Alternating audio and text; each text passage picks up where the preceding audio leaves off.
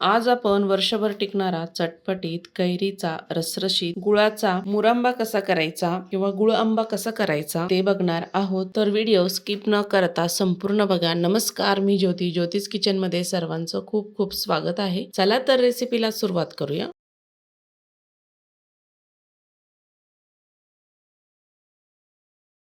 तुम्हाला मी इथे 2 कैऱ्यांचा मुरंबा करून दाखवणार आहे. मी इथे 2 मध्यम साईजच्या कैऱ्या घेतलेल्या आहे आणि आपल्याला त्या स्वच्छ धुवून घ्यायच्या आहेत.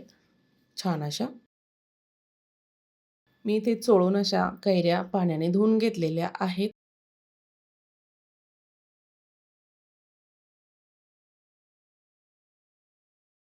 आणि आपल्याला त्या कोरड्या करून घ्यायच्या आहे.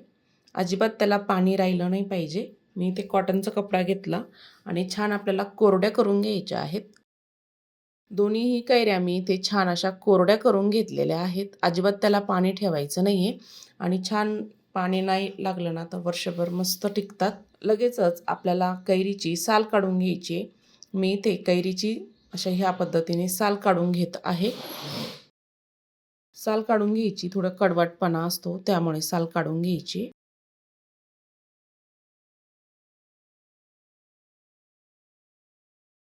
दोन्ही कैऱ्यांची मी इथे साल काढून घेणार आहे. ह्या पद्धतीने मी इथे कैरीची साल काढून घेतली. आपल्याला आता किसून घ्यायचं आहे. मी चिरणार नाही आहे, लगेचच किसणीने इथे आपल्याला कैरी छान अशी किसून घ्यायची आहे. या पद्धतीने आपल्याला कैरी छान अशी किसून घ्यायची. मी इथे सर्व दोन्हीही कैऱ्या छान किसून घेतलेल्या आहेत.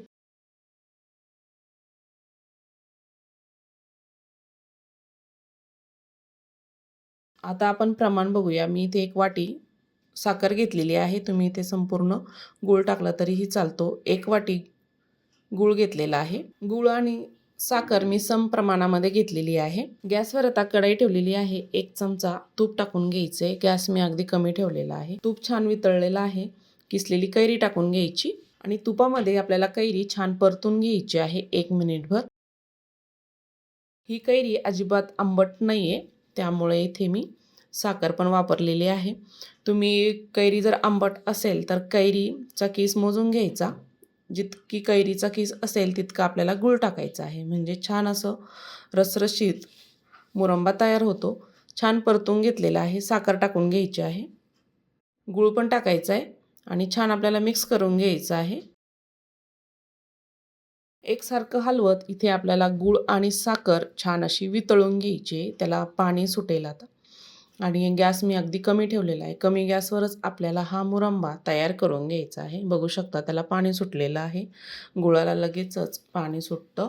इथे 1 इंच दालचिनी आणि 4 लवंगा टाकून घ्यायच्या आणि त्याही आपल्याला छान मिक्स करून घ्यायच्या आहे. अजिबात कैरीला पाणी ठेवायचं नाही.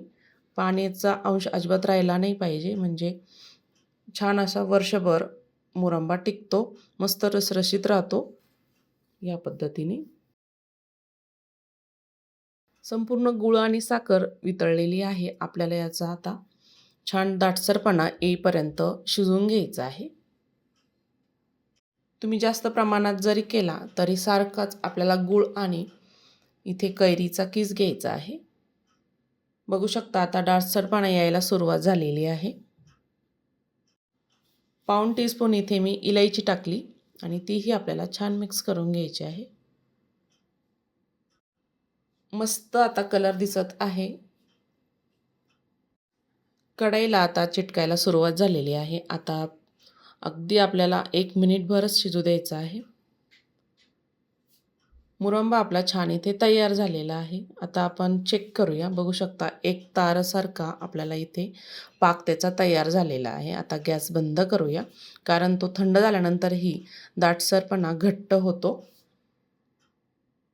आता मी इथे गॅस बंद केलेला आहे आणि थंड होऊ द्यायचं आहे. थंड झाल्यानंतर बघू शकता अगदी मस्त रसरशीत कैरीचा गुळ आंबा किंवा मुरंबाही म्हणू शकता, अशा पद्धतीने इथे तयार झालेला आहे. आजची रेसिपी तुम्हाला आवडली असेल तर ज्योतिष किचन चॅनलला नक्की सबस्क्राईब करा. बेल आयकॉनला क्लिक करा म्हणजे नवीन रेसिपीचे नोटिफिकेशन सर्वात आधी तुम्हाला मिळेल. फेसबुकवर बघत असाल तर फॉलो करा. संपूर्ण व्हिडिओ बघितल्याबद्दल सर्वांचे धन्यवाद.